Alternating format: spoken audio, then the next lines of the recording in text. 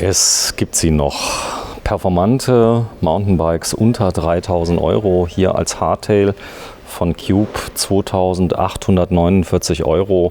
Das ist ein Bestseller, ganz klar, und ein absolutes Brot- und Buttermodell von Cube, was geht wie geschnitten Brot. Und hier sehen wir das 2022er Modell.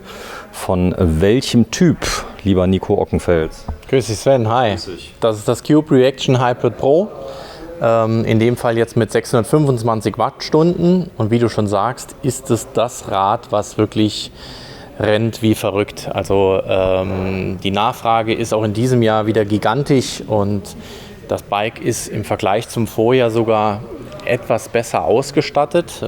Es ist ein bisschen teurer geworden auch, aber gerade bei dem Modell muss ich sagen, hat sich doch noch mal einiges getan. Hauptaugenmerk liegt hier wirklich auf der Gabel.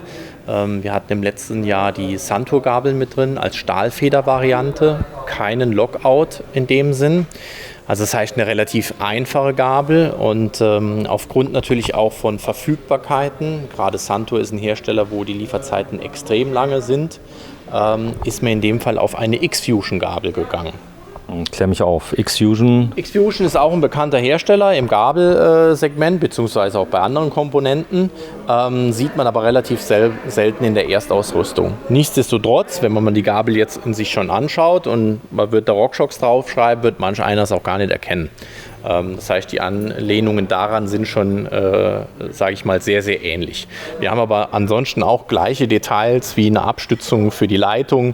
Wir haben eine hochwertige Ausführung, auch was die Brücke oder Ähnliches angeht. Auch die Knöpfe an sich funktionieren einwandfrei. Hier haben wir jetzt den Lockout, also das hatten wir letztes Jahr nicht gehabt. Und wir haben jetzt statt einer Stahlfedergabel eine Luftgabel. Das ist natürlich ein Riesenvorteil, wenn du das Gewicht feiner abstimmen möchtest. Genau. Das war so ein bisschen das Manko. Bei der Stahlfeder ist das immer sehr, sehr schwierig, gerade wenn ich ein Fahrrad habe, was für sehr viele Kunden interessant ist, ob die jetzt 50 Kilo wiegen oder vielleicht sogar 90 Kilo wiegen. Also hier muss man immer noch mal dazu sagen, durch die Luftgabel können wir die Gabel deutlich besser anpassen und das merkt man also halt auch wirklich sehr. Deswegen, das ist also mit eins der Highlights, was jetzt wirklich eine Verbesserung nochmal darstellt, unabhängig mal von Preiserhöhung oder Ähnlichem. Nichtsdestotrotz, gerade im Wettbewerb gesehen zu anderen Herstellern, ist das Rad wirklich top ausgestattet. Wir haben eine Shimano Deore Schaltgruppe mit drauf, in dem Fall jetzt eine 11-fach, keine 12-fach, weil viele werden sagen, die Deore hat ja schon 12 Gänge. Nein, bei dem Modell haben wir 11-fach. Ich sage aber auch, bei einem E-Bike ist das nicht ganz so trivial, weil wir haben hier in dem Segment eine gute Bandbreite mit der Kassette, die drauf ist, und das funktioniert also für denjenigen, der so ein Rad nutzt, ohne Probleme. Ich habe ja noch eine 10-fach, also die gab es ja auch noch vor 5 Jahren, also das war jetzt... Wenn man bei SRAM sieht, dass die reine E-Bike-Gruppe 8 Gänge hat, die ich auch zeitweise gefahren bin, ist das mehr als ausreichend für ein E-Bike, weil viele, das muss man auch immer noch mal dazu sagen, das haben wir jetzt immer wieder mehr Thema in der Werkstatt, viele nutzen die Schaltung auch zu wenig. Das heißt, die fahren meistens immer nur auf den unteren Ritzeln und lassen dann meistens den Motor alles machen. Das ist, kann man machen, aber ist einerseits halt auch nicht gut, weil es erhöht den Verschleiß. Folglich sind die unteren Ritzel immer das, was am schnellsten verschlissen ist, weil vorne oder das große Kettenblatt oder das große Ritzel hat deutlich mehr Zähne, wo die Kette eingreift. Und das bedeutet dann infolgedessen, dass ich hier die komplette Kassette relativ zeitnah tauschen muss. Bei Shimano kann ich die letzten 2 bis 3 Ritzel sogar tauschen. Bei SRAM geht das beispielsweise nicht, weil die Kassette aus einem Stück ist. Und deswegen wichtig, immer die komplette Schaltung auch verwenden. Hier habe ich ja jetzt Hydroforming Alu. Genau. Aber wenn ich das jetzt sehe, wir haben eben ja ein Carbon gezeigt von Cube. Das ist zwar noch mal ein bisschen graziler, eleganter, aber von der Form her hat sich da gar nicht so viel getan. Nee, also wir haben das ja selber damals auch bei Cube gesehen, was mittlerweile möglich ist, was du aus einem runden Rohr quasi alles herstellen kannst. Welche Formen, welche Dimensionen. Was natürlich ein Punkt ist, sind die Schweißnähte. Klar, das ist bei einem Carbon gibt es sowas nicht. Naja gut, aber das ist schon gut gemacht hier. Ja klar, also außer Frage. Aber damit meine ich die Übergänge an sich, und über das Hydroforming ist rein was Formgebung angeht, heute wirklich einiges möglich. Wenn du mal gerade mit den Fingernägeln nochmal drauf haust, das ist interessant, es klingt wie Carbon an der dünnen Stelle. Das ist krass, weil die immer dünnwandiger werden. Genau, ja. Die Dünnwandigkeit, also da ist auch Cube mit einer der Hersteller, die da immer sehr, sehr viel dran arbeiten, verbessern, also auch Zugführungen, Leitungen oder ähnliches. Gerade im Innenleben, es gibt ja eine separate Platte, wo die Leitungen komplett unterhalb der Platte laufen, damit sie nicht mit dem Akku in der Bredouille liegen, oder wenn ich den reinmachen will, dann muss ich aber erst die Bremsleitung ein bisschen wegfummeln, um den Akku reinzubekommen. Also das haben wir gar nicht mehr. Und wir müssen halt auch dazu sagen, dass wir bei diesem Preispunkt den stärksten Bosch-Motor haben, nämlich den Performance CX, und eine 625 Wattstunden Akku mit enthalten. Also Preis-Leistung ist hier wirklich wieder mal unschlagbar. Schön. Ja, auch das Display ist sehr gefragt. Das ist LCD-Display, sehr gut abzulesen. Erfüllt alles, was man braucht. Genau, das Purion, so wie wir es im Endeffekt halt auch kennen. Ich bin eigentlich absoluter Fan davon, weil wenn ich Fahrrad fahren gehe, will ich gar nicht so viele Informationen vom Bike halt einfach haben, weil ich einfach mal abschalten will, was anderes sehen will. Und dann mag ich nicht noch mein Smartphone oder ähnliches oder zig Varianten oder Möglichkeiten haben, um hier was zu sehen. Es hat auch einen Computer drin, das berechnet die Restreichweite. Genau. Es hat alles, was du brauchst, und das Schöne ist, es hat viel größere Anzeigen. Das heißt also, jemand, der vielleicht nicht gerade immer seine Lesebrille mitnehmen möchte, hat ja einen Meter Abstand. Das kann man gerade noch so lesen, auch ohne Brille. Ja. Und dann hat es noch ganz große Knöpfe für die wichtigsten Funktionen, nämlich die Unterstützungsstufe rauf, runter. Richtig. Also das Plus und Minus ist ja quasi die Unterstützungsstufe, wo ich hoch und runter gehen kann. Man muss halt aber auch wissen, dass die Tasten selber immer eine Doppelbelegung haben. Habe ich eine Beleuchtung, kann ich mit lange Plus die Beleuchtung an- oder ausmachen. Und mit lange Minus komme ich in das Untermenü, wo die Tageskilometer, Gesamtkilometer oder auch Reichweite dann zu finden sind. Ja, es handelt sich ja hier um den Original Bosch-Akku, der hier drin ist. Das ist kein kompatibler Akku oder irgendwas. Das muss man auch nochmal betonen. Das ist aber, glaube ich, bei fast allen CX-Modellen so. Aber nichtsdestotrotz ist es InTube. Das Thema aufgesetzte Akkus, gibt es das überhaupt noch im Markt bei Mountainbikes? Also jetzt bei meinen Herstellern, die wir im Portfolio haben, eigentlich gar nicht mehr. Wäre auch schwierig zu verkaufen. Es gibt, sage ich mal, bei Scott oder bei Bergamont ein Rad, wo der Akku noch auf dem Gepäckträger sitzt. Da muss man aber dazu sagen, das kommt immer darauf an, wo man diese Produkte verkauft. Es gibt Länder, da ist das noch ein Thema, bei uns aber eigentlich eher weniger. Ja. Gut, wir sind ja sehr weit entwickelt. Stell's mal bitte nochmal auf das Hinterrad, dass wir mal drunter gucken können. Wir sprechen hier von einem Bike, klar, immer noch viel Geld, aber wir haben jetzt einen Markenhersteller, Cube, einer der größten Fahrradhändler der Welt, kann man auch wirklich sagen.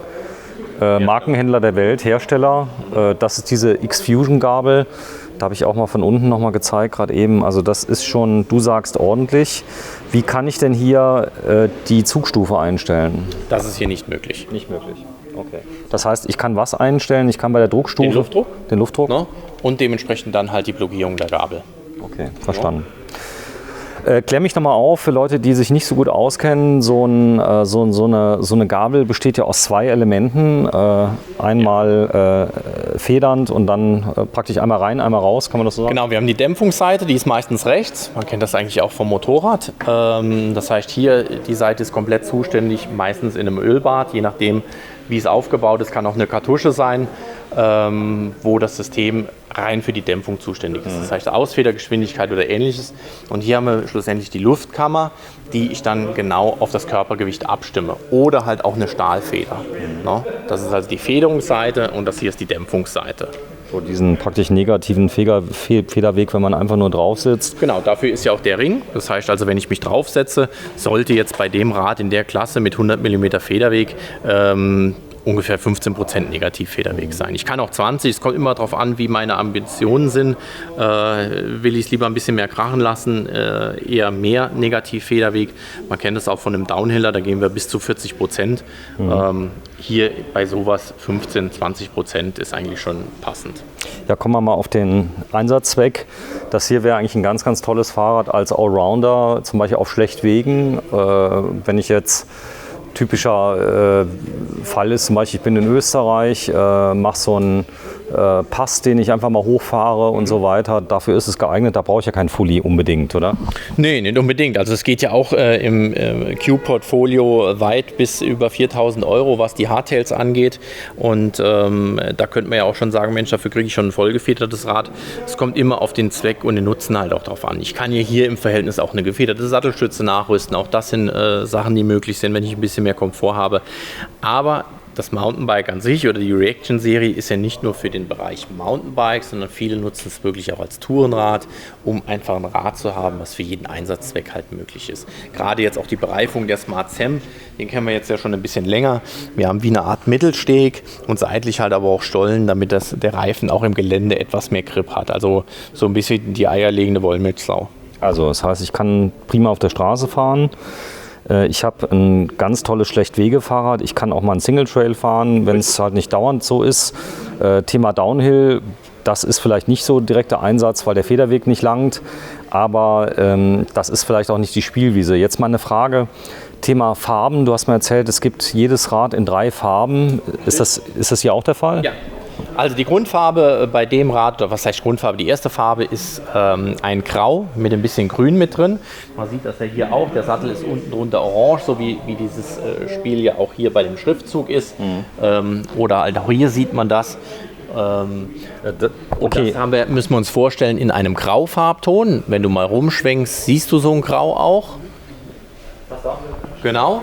Und dann stellst du dir einfach das, was hier orange ist, mit grünen Applikationen vor. Und die zweite Farbe ist dann ein Grau mit roten Applikationen. Also rot ist wirklich sehr, sehr dezent. Man sieht das auch auf der Webseite. Wenn ich da drauf gehe, sehe ich alle Farben. Und hier haben wir jetzt die Variante dann in diesem Desert. Das kennen wir schon vom letzten Jahr. Ist also durchgezogen worden, die Farbe. Und das finde ich ist mit eins der schönsten Farben für mich persönlich gesehen. Also es ist sehr reduziert. Ich habe eben schon gesagt, es sieht so ein bisschen aus wie die Beschriftung von irgendwelchen Armeeflugzeugen, so ein kleines bisschen. Das ist aber sehr reduziert. Also es ist ja auch das, was du hier von oben siehst. Ja, ist ja diese schlanke Linie, die siehst du ja die ganze Zeit. Das macht schon richtig Bock, so ein Fahrrad zu kaufen. Was sagen denn die Kunden, die in den Laden kommen? Jetzt kannst du ja die Moment auch frei liefern oder sind viele schon verkauft? Also der größte Teil, 50% muss man einfach sagen, ist vorbestellt und schon verkauft, was die neuen Modelle angeht.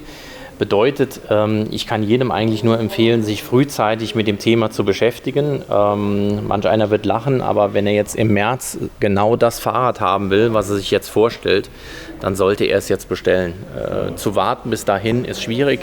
Es wird immer so sein, dass Sie ein Fahrrad bekommen werden im März, April, Mai, aber vielleicht nicht das, was sie haben wollten. Und das sollte man bedenken. Die Lieferketten sind deutlich länger, die Lieferzeiten sind länger. Und darum mein Tipp ganz klar, frühzeitig bestellen. Es wird auch nicht so sein, dass manche Räder schon hier stehen und ich sehe es schon vorher. Wir bieten aber jedem stationären Kunden auch die Möglichkeit zu sagen, bestell das Fahrrad, dann haben wir schon mal einen Auftrag dort dazu. Und wenn es dir nachher gar nicht gefällt, sei es Farbe, Größe oder ähnliches, haben wir das jetzt gerade zu der aktuellen Zeit verändert, dass wir den Auftrag dann auch stornieren können. Wenn es gar nicht zusagt oder wir uns mit der Größe vertan haben, dann ist es kein Problem.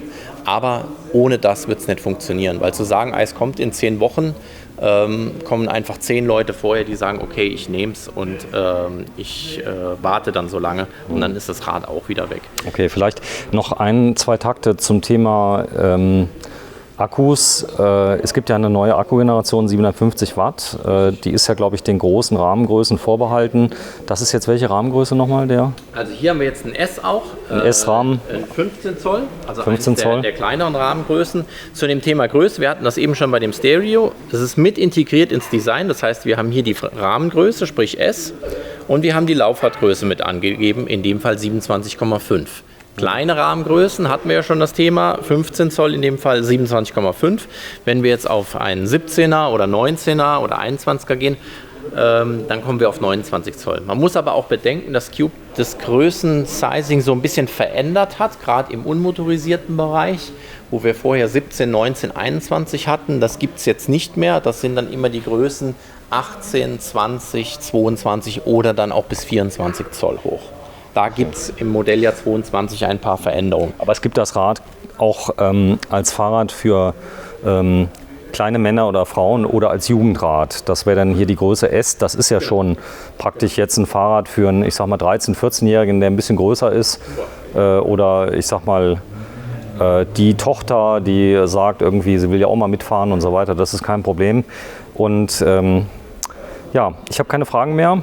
Also wenn ihr Lust habt, WeCycle einmal in St. Wendel, da sind wir gerade, das ist im Saarland, im nördlichen Saarland, so ungefähr zwischen Saarbrücken und Trier. Und dann hast du noch ein zweites Ladengeschäft in Riegelsberg und das ist in der Nähe von Saarbrücken. Ja, viele Leute kommen ja von weiter her. Du hast einen Webshop, der gar nicht schlecht läuft. Oft bist du in den Top 5, also bei den Suchergebnissen deiner Marken, und der ist auch ganz gut bewertet, hat aber ein bisschen was damit zu tun, dass du keine Fahrräder reinstellst, die du nicht an Lager hast. Du machst also nicht, was ich ganz oft bei Mobile sehe, da werden Autos angeboten, lieferbar in 10 Monaten und so weiter und so fort.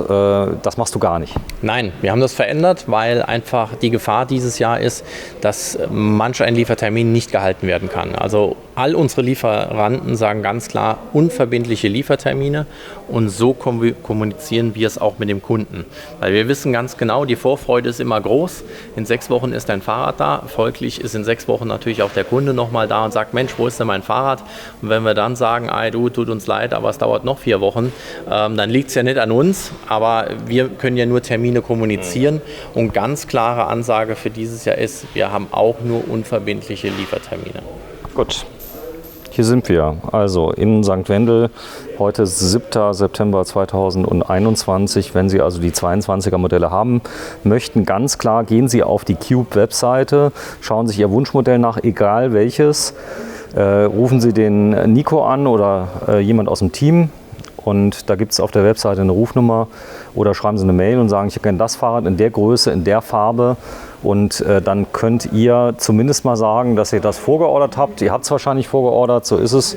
Und dann kann es reserviert werden. Ist da was anzuzahlen, wie bei zum Beispiel Tesla, 100 € oder so? Prinzipiell ja. Also wir verlangen eine Anzahlung, aber immer noch mit der Option, das, was ich eben schon gesagt habe, wenn es nachher gar nicht passt oder gefällt, ist es also kein Problem. Aber ohne das wird es einfach für das kommende Modelljahr 2022 wirklich sehr, sehr schwierig. Und das ist nicht nur bei uns so, das ist auch bei anderen so. Da kann man sich sicher sein. Aber man kann auch das Glück haben, dass ich vielleicht im März da reingehe. Ich will genau dieses Fahrrad, das steht bei dem Händler XY oder auch bei uns. Und dann nehme ich das gerade mit. Das ist aber für dieses Jahr wirklich eher dann eine Zufallsgeschichte wie alles andere. So, jetzt zahle ich an. Wie kann ich denn sicher sein, dass es dich noch gibt dann? Dich gibt es nicht erst seit gestern, du hast den Laden nicht erst gestern aufgemacht, sondern ich glaube 10 Jahre jetzt schon selbstständig und du bist aber in der Branche schon ewig, ja? Genau, also jetzt schon über 25 oder fast 30 Jahre sogar schon. Uns gibt es schon auch selber schon seit über 10 Jahren. Also von daher kann man sich auch sicher sein. Wir haben 2 Standorte, wir sind eher Cube-Händler. Wir sind schon lange Cube-Händler, also auch guter Partner. Und von daher funktioniert das alles. Und die letzten 1-2 Jahre waren ja auch ganz erfolgreich. Die waren gar nicht so schlecht als Fahrradhändler, genau, was man so hört. So, vielen Dank, Nico Ockenfels, WeCycle. Ja, ich will nur sagen, wenn jemand anzahlt, die Fragen können ja mal kommen und dann ist mein Geld weg und so. Aber du bist einer der renommiertesten Fahrradhändler, zumindest mal für Cube. Mit Cube arbeitest du auch schon ewig, ich glaube auch die ganzen 10 Jahre schon. Und darüber hinaus auch noch in dem Job, wo du vorher warst. So ist es. Also du kannst auch sagen, Cube, da macht man nicht so viel falsch. Wir waren ja mal im Werk, das ist in Bayern, glaube ich. In Franken ist das Werk und wenn man da mal zuguckt, was da so, ich sag mal, auch gefertigt wird, in welcher Qualität, mit allem drum und dran, die haben sich wirklich gut aufgestellt. Tschüss, Nico. Ciao. Ciao, Sven.